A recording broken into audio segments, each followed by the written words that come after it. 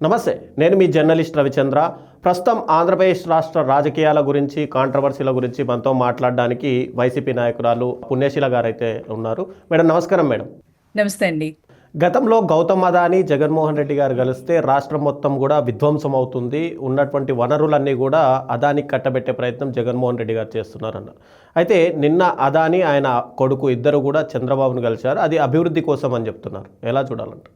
అదే కదా వాళ్ళది అంతా రెండు నాల్కల ధోరణి అండి. వాళ్ళు ప్రతిపక్షంలో ఉంటే ఒకలాగా మాట్లాడతారు, అధికారంలో ఉంటే ఒకలా మాట్లాడతారనమాట.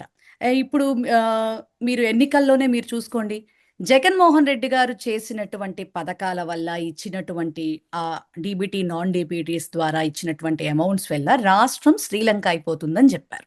14 లక్షల అప్పుల వల్ల ఆంధ్ర రాష్ట్రానికి విధ్వంసం వచ్చేసిందని చెప్పారు. మరి ఈరోజు అసలు నేను అప్పే చేయకుండా సంపద సృష్టించి మరి ఈ పథకాలు మీకు నోట్లో పెడతాను అరటిపండులాగా అని చెప్పారు.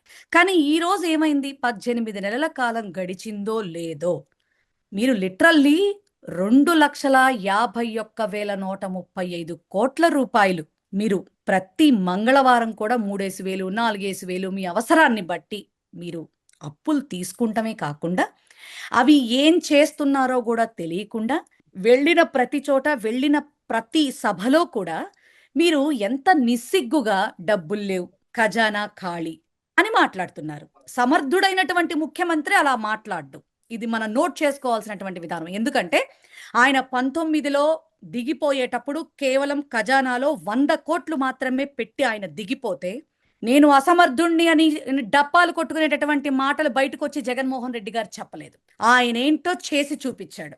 మేం చేసుకున్న చిన్న పొరపాటు ఏంటంటే, మా నాయకుడు అంత ప్రజల కోసం చేస్తే మాకు మేం చెప్పుకోలేకపోవటం మేం చేసుకున్నటువంటి గ్రేట్ డ్రాబ్యాక్ అన్నమాట. మరి ఈ రకంగా చెప్పుకుంటూ వచ్చేటటువంటి ఈ విధానంలో అదాని గారిని కూడా ఇలా బ్లేమ్ చేయటం, ఇప్పుడు పొగట్టం లాంటివనేవి జరుగుతా ఉన్నాయి ఇప్పుడు.